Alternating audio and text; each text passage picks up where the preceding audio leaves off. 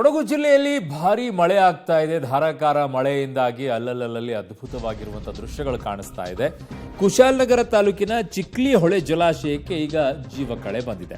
ಪ್ರವಾಸಿಗರನ್ನ ಕೈಬೀಸಿ ಕರೀತಾ ಇದೆ ಈ ಜಲಾಶಯ. ಆಕರ್ಷಕವಾಗಿದೆ. ಅರ್ಧ ಚಂದ್ರಾಕೃತಿಯ ಆಣೆಕಟ್ಟೆಯ ದೃಶ್ಯ ನೋಡ್ತಾ ಇದ್ರೇನೆ ವಾಹ್ ಎಂತಹ ದೃಶ್ಯ ಅಂತ ಅನಿಸುತ್ತೆ. ನೋಡ್ಬಿಡಿ, ನಿಮಗೂ ಒಂದ್ಸಲ ಆ ದೃಶ್ಯವನ್ನ ತೋರಿಸ್ತೀವಿ. ಕೊಡಗು ಜಿಲ್ಲೆಯ ಕುಶಾಲನಗರ ತಾಲೂಕಿನ ಚಿಕ್ಲಿ ಹೊಳೆ ಜಲಾಶಯದ ಜೀವಕಳೆಯನ್ನು ನೋಡಿ. ಅಲ್ಲಿ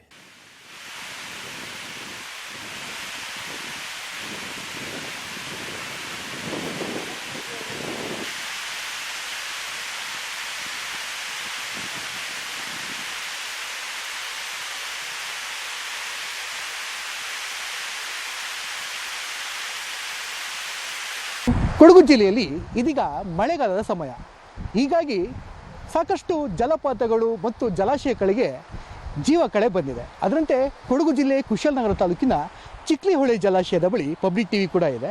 ಈ ಒಂದು ಜಲಾಶಯದ ವಿಶೇಷತೆ ಅಂದರೆ ಮಿನಿ ನಯಾಗರ ಫಾಲ್ಸ್ ಅಂತಲೇ ಕರೀತಾರೆ. ಯಾಕಂದರೆ ಆ ಪ್ರಮಾಣದಲ್ಲಿ ಆ ನೀರು ಹರಿವಿಕೆ ಕೂಡ ಕಂಡು ಬರುತ್ತೆ.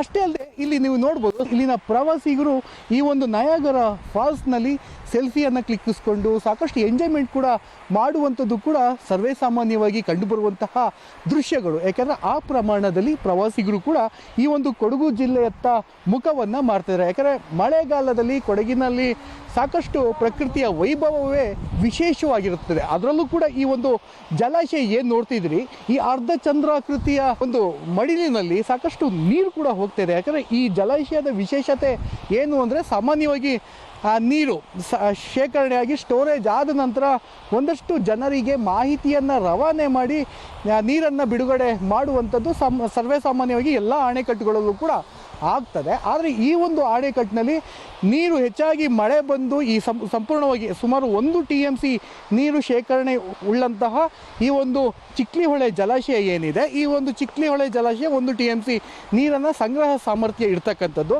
ಹೀಗಾಗಿ ಈ ಒಂದು ನೀರು ಸ್ಟೋರೇಜ್ ಆಗಿ ಹೊರ ಹೋಗಬೇಕಾದ್ರೆ ಸಂಪೂರ್ಣವಾಗಿ ನೀರು ಯಾರೂ ಕೂಡ ಬಿಡುಗಡೆ ಮಾಡುವಂಥದ್ದು ಏನೂ ಇಲ್ಲ.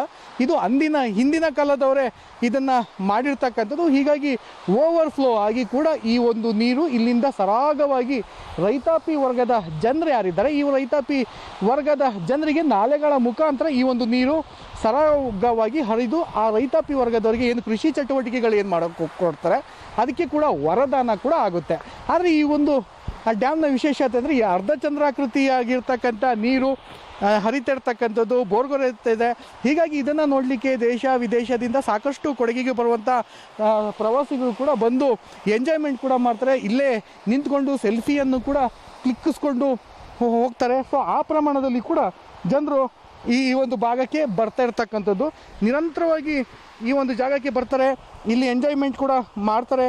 ಅಷ್ಟೇ ಅಲ್ಲದೆ ಈ ಒಂದು ಚಿಕ್ಲಿ ಹೊಳೆ ಜಲಾಶಯ ಸಾಕಷ್ಟು ಜನರಿಗೆ ಅಂದರೆ ಮಳೆಗಾಲ